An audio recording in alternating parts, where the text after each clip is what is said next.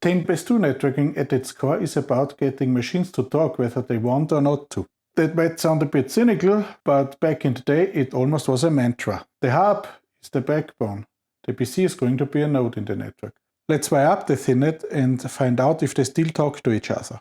Okay, voice over time. The name tells us almost everything. 10 means 10 megabits per second.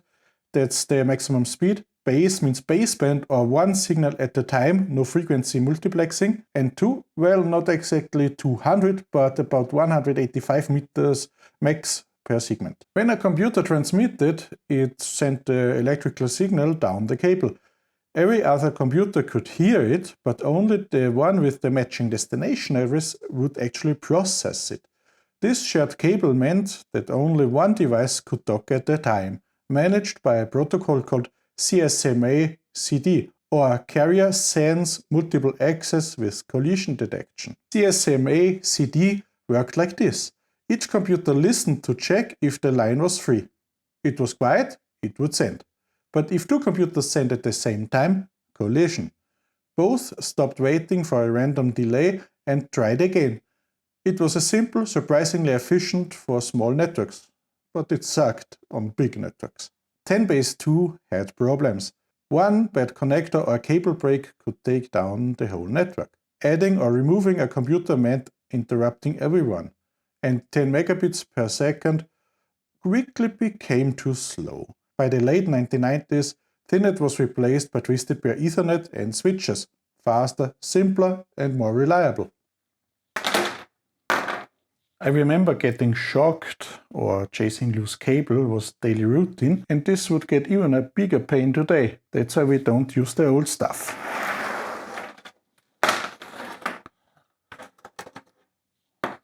Thanks to our ham radio community, everything on the table is still available today. The connectors get more loose and the old cables get more brittle, so we don't bother with them anymore. Surprisingly, terminators can cost up to 10 euros each these days.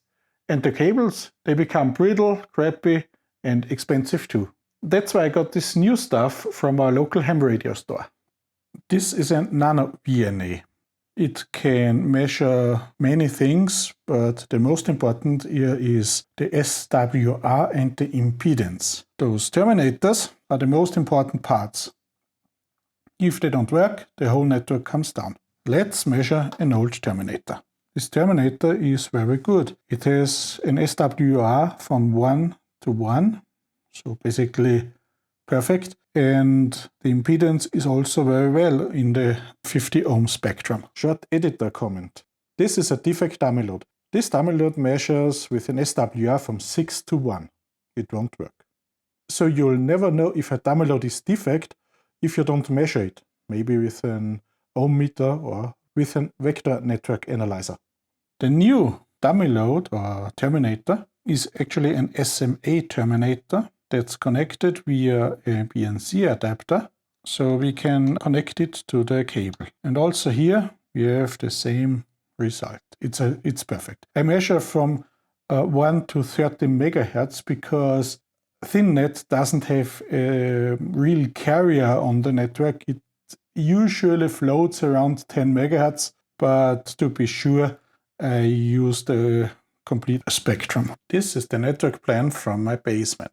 The MR820TR is our unmanaged hub, and the switch 01 is a Netgear switch that's also connected in my Retro Lab VLAN. The MR820TR will host the Thinnet, and on switch 01 is going to be an iOmega NAS connected that we use for file transfer tests. The hub is connected, and let's fire up the NAS.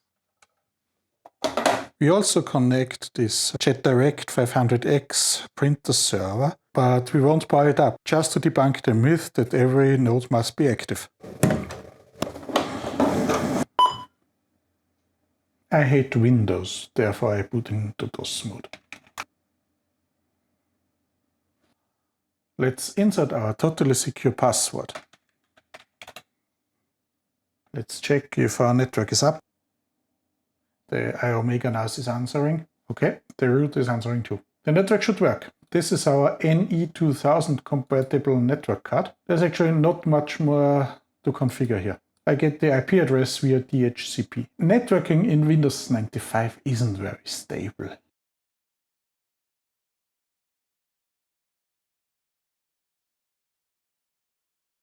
If you love pain and sorrows and whatever else Windows can deliver to you, then you are right to use this operating system. Okay, network is still working. Let's try to transfer some data. Using FileZilla, I am connected to the iOmega NAS, but FileZilla in early versions is kind of crappy. It is very slow, and I mean very slow, and I'm going to do an FTP CLI transfer later, then you see what I mean. Let's transfer this 1 megabyte file and you see what I mean with very slow. We transfer with 38 kilobytes in a second and we may rise to 90 kilobytes per second, but that's almost the limit. Usually if a 486 talks on a bus network, we should get 4 to 5 lights in the network load. This file took almost 4 minutes to transfer. I delete it now and we do it again in CLI. Let's fire up FTP. A totally secure password. FTP is case sensitive. Let's go in binary mode. And let's copy it. You see we have 6 active network load lights, so it's way faster. Also the activity light almost lights permanently. And we are finished. It was almost 1 minute and we have 400 kilobytes per second transfer rate. Let's find out what happens if a terminator fails. Now we can ping our NAS. I now disconnect the terminator and the network fails instantly. Let's put it back. And the network comes up like magic. It's fascinating, isn't it? From CP/M on the Zilog Z80 to modern Linux and Windows machines, the heartbeat of the network hasn't changed.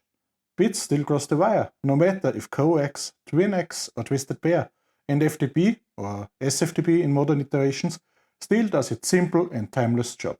Send, receive and done. Thank you for watching and bye bye.